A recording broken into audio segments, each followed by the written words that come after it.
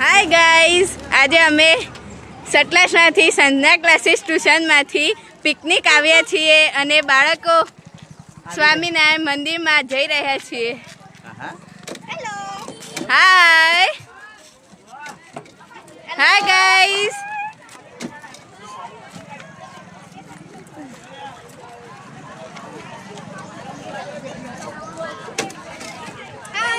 હાય.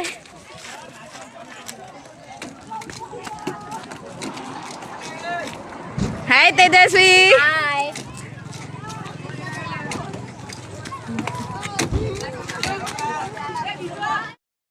हाय बेटा, मजाમાં? કેમ મજામાં? હા, કેટલે સુધી પહોંચ્યા તમે? સ્વામિનારાયણ મંદિર આયા. સરસ, વેરી નાઇસ.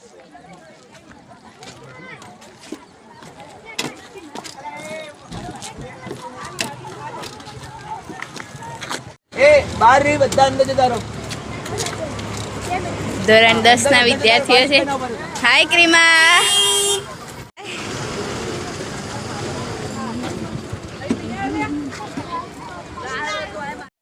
હાય હાય ગાઈસ.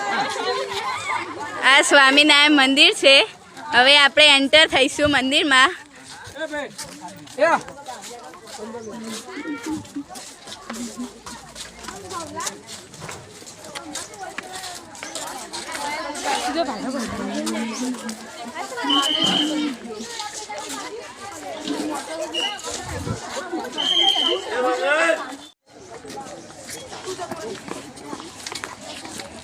હા, અમારી ગેંગ.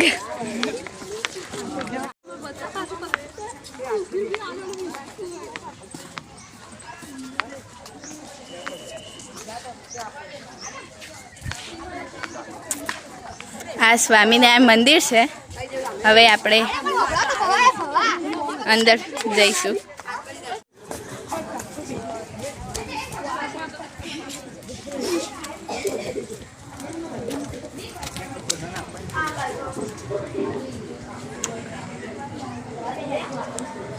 આ મંદિરમાં મેન ગેટ એન્ટર થવાનો.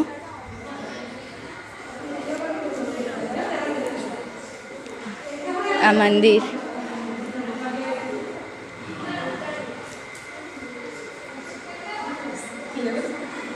સ્વામિનારાયણના દર્શન કરીશું. શિક્ષક ગુપ્તા સર આવી રહ્યા છીએ. હાય હાય જયમીન સર, કેમ મજામાં?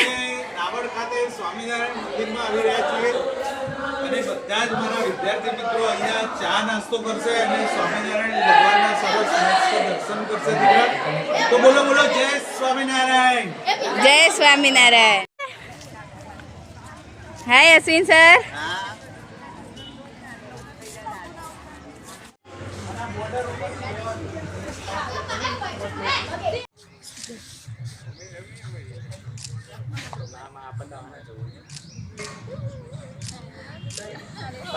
ગુરુ તરીકે તમારા જેવા યુવાનોની જિંદગી બદલનાર એક પ્રમુખ સાહેબ મહારાજ, એમના પછી અત્યારે મોહનસાઈ મહારાજ પોતે મહેસાણાની અંદર બિરાજમાન છે. આ બીએપી સંસ્થા એ સ્વામિનારાયણની ઘણી બધી સંસ્થાઓ કરતો જુદી સંસ્થા છે. શાસ્ત્રી મહારાજે વડતાલ સંસ્થાથી છૂટા પડીને આ સંસ્થાની સ્થાપના કરી અને યુનોની માન્ય સંસ્થા છે. દેશની અંદર કંઈ પણ થાય ને, પૂર આવે, દુષ્કાળ હોય, તો કોઈ પણ વડાપ્રધાન અને બધા અધિકારીઓ કોને ફોન કરે? બીએપી સંસ્થાને. અને એમાં એક સ્વામીનું નામ સાંભળ્યું તો બ્રહ્મવિહારી સ્વામી. તમે વિડીયો જોતા હો, ન જોતા હો મોબાઈલમાં જોજો. બીએપી સંસ્થાના સારા સારા સંતો ખૂબ સરસ પ્રવચન કરે છે. તમારા જીવન માટે ઉપયોગી એવા પ્રવચનો આવે છે.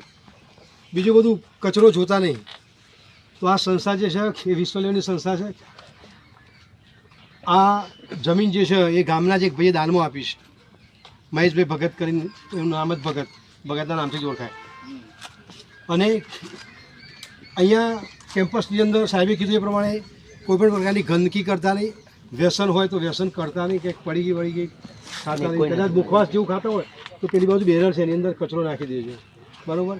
જેટલું પ્રમુખ સાહેબ મારે એવું કહેતા કે આપણે કોઈના ઘેર જઈએ ને તો જે ઘર છે એના કરતાં થોડું સારું કરીને આપવાનું. તો તમને એમ લાગે કે સફાઈ કોક કરવી છે અમારે. બરાબર? NSSના વિદ્યાર્થીઓ હોય તો પણ, કે હું પોતે નિવૃત્ત આચાર્ય છું, અહીંયા સેવા કરું છું. વતનમાં જ નોકરી કરી, દાવડની અંદર જ. પછી પ્રેમપુરની અંદર આચાર્ય તરીકે ગયો અને ગઈ સાલ નિવૃત્ત થયો છે. મારું કામ એક જ સવાર સાંજ મંદિર આવવાનું, સેવા કરવાની, બીજો કોઈ ધંધો નહીં, પેન્શનમાં જીવવાનું. બરાબર, ભગવાનનું નામ કેમ છેલ્લી ઉંમર આપણે આ જ કરવાનું છે.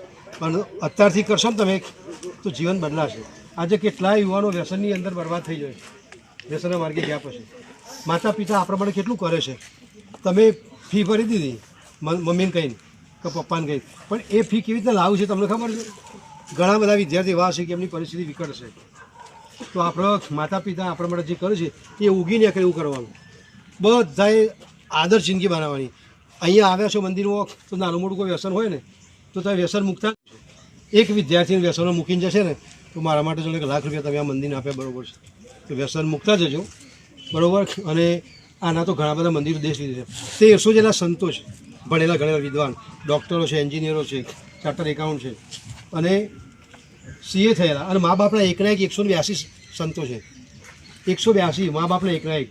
વિચાર તો કરો, એક છોકરાને સાધુ તરીકે આલો અને થોડા ઊંડા ઉતરશો, જુદા જુદા મંદિરો મૂકો, સંતો જોડે ટચમાં આવીને વાંચશો તો વિશેષ ખ્યાલ આવશે કે આ સંસ્થા અદ્ભુત કાર્ય કરે. 162 પ્રકારની પ્રવૃત્તિઓ કરે છે આ સંસ્થા. વ્યસન મુક્તિનું કરે છે, અંધશ્રદ્ધાનું કરે છે, શાળાઓ બને, સ્કૂલ તમે જુઓ, એના ગુરુકુળો જુઓ. તમે જુઓ ને સ્કૂલમાં જુઓ, મન થાય તમને સ્કૂલની અંદર બેસવાનું. સારંગપુર ગયા છો કોઈ? સારંગપુર સ્કૂલ જોવા, સારંગપુર સ્કૂલ જોઈ આવજો, જુનાગઢની જોઈ આવજો, ગોંડલની જોઈ આવજો, બરાબર. હું ગોંડલ ગુરુકુળમાં જ ભણેલો, બરાબર. એટલે આ સત્સંગ થાય કે આપણે બીજાના પિતા થઈ ગયા હોત, પણ મૂળ સંસ્કાર માતા પિતા, બરાબર. તો આજે થોડું હાઈટ વર્ષે હારા છીએ. બાકી મારી જોડે મેં પણ આવેલા છોકરા જતા રહ્યા, બોલો દાવત ના, મેં પણ આવેલા છોકરા જતા રહ્યા. કેમ? પીવામાં. એટલે હું 2 હાથ જોડીને તમને બધાને કહું છું, કોઈ પણ પ્રકારનું વ્યસન કરતા નહીં. અને બહેનો, નાસ્તો કરીએ છીએ હવે. નાસ્તામાં પૌવા અને ચા છે.